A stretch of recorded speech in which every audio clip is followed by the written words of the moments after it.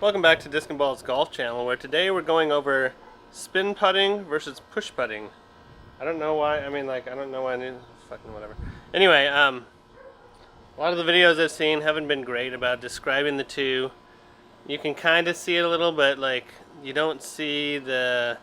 They're doing it from 10 to 12 feet. In my opinion, that's not far enough away to distinguish between the two. So I'm gonna start 15 feet because that's better. Now I'm going to do 15 feet, just kind of show the release comparison, and then I'm going to move back to, I don't know, 40 something feet down my little, I might as well walk over there. Down my tunnel of puttiness. Down there, do some longer ones, get the drone out, kind of have a top-down view. Just to show kind of the height difference and the flight characteristic difference of each. Because like I said, some of the other ones, especially when I was starting out, weren't super good about explaining the dramatic difference between the two. So starting out, a push putt is a more lofted putt. I started out push putting. Might as well get in camera, I guess. Started out push putting, very much a kind of a toss toward the basket. Not much spin at all. It was more of like a lob and let the disc kind of do whatever it did, which wasn't great. And especially in the wind here in Corpus, it's almost terrible sometimes, unless you are really good at reading the wind, which I'm generally not. But for push putting, it's more of a straight up and down. You don't have to concern yourself with spin.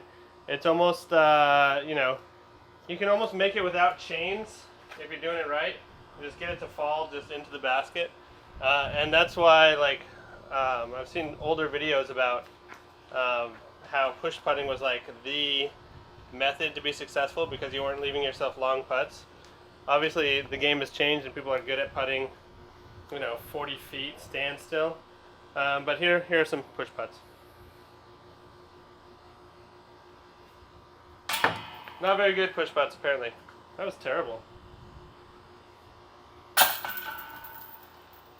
And there's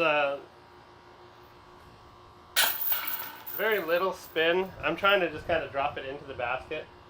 The wind is doing stuff, but it's not great. But when I slow this down, it should kind of show just how little spin there is. Hopefully some of the logos or something will be visible. And this is what I used to like to push putt. It was almost like, didn't have to do anything. You just throw it at the thing. Chains were negligible.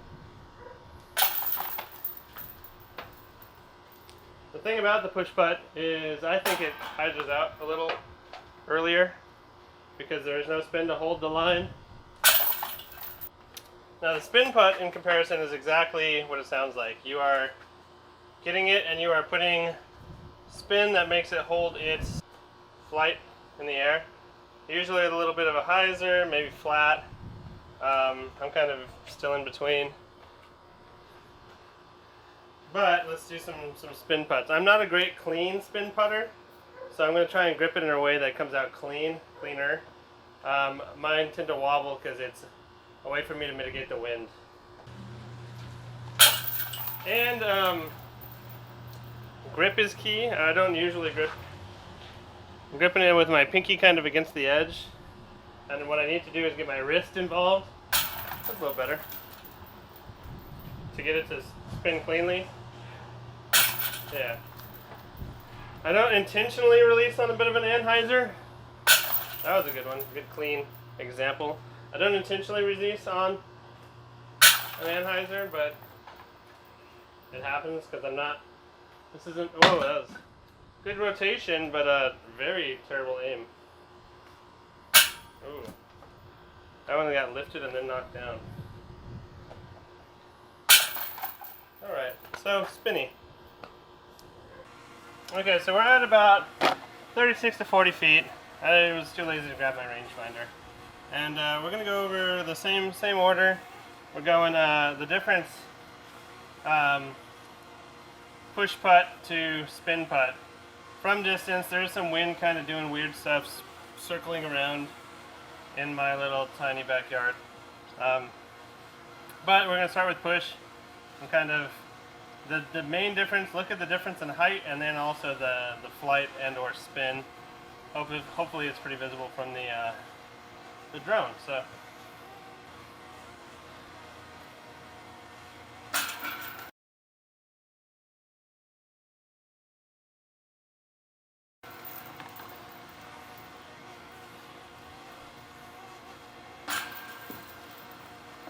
I do have to throw it a little farther right because it fades out quick.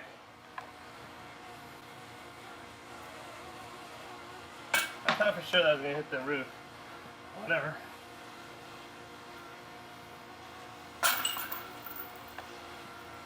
As you see, it lands, it would be pretty soft in the neighbor's yard.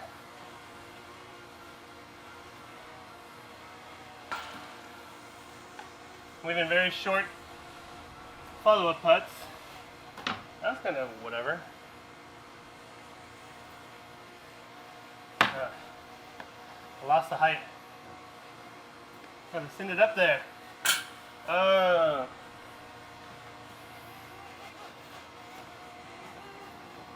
Okay. Now, comparatively speaking, the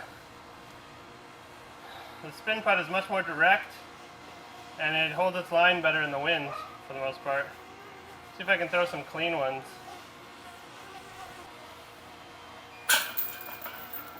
There we go. A little high. Little nose up there.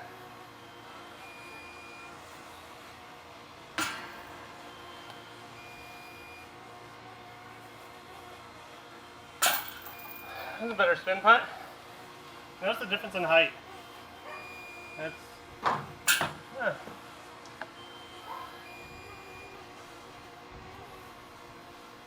oh. But it leaves for longer comebackers, oops. Especially if you miss way right. That was a little bit better. Lost my touch. That's better.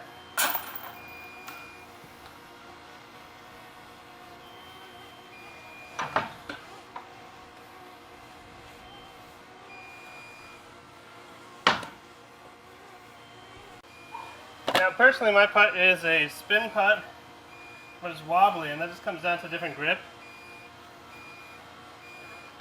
Pretty bad. And to me, the wobble keeps it from getting too stable quickly in the wind. Not doing it well right now. Bad wind read. And the wobble is affected differently like this. Hunter, for example, is much more glidey, so it tends to stable up a little more quickly compared to the Voodoo. Oh, son of a bitch.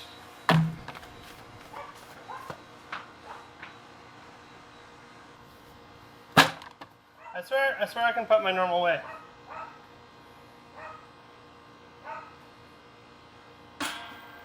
And make them. The Voodoos I like because they stay very straight in the wind. There we go. No! And the Hunters are a little glidier for long putts like this one, which of course I make the Hunter. So I was realizing I did a terrible job of kind of showing the two putts side by side. So because I fucked up the audio anyway, it gave me an opportunity to add this clip here, and you can really see. Maybe not that one, but it syncs up here, and you can just see how much time the push putt spins in the air compared to the spin. Right there, dramatic, the amount of height and time in the air. So, fortunately I fucked up the audio and gave myself a chance to correct it. So there you have it, push putt versus spin putt, and then my putt, which is not impressive at all compared to either of those. I'll go edit this, get it posted. Also, my banner, it's kind of a banner, so anyway, I've sponsored hole 8 at the MVP Open. So far I've seen it on Gatekeeper, Jomez, and GK Pro. Can't do it that way. I'm just German. But yeah, feel free to go and check out the little banner. It's hole 8, across the water, it's right there. Unfortunately, I couldn't get my standard logo, but hey, still pretty cool. Thanks for watching, and hopefully I'll see you on the course.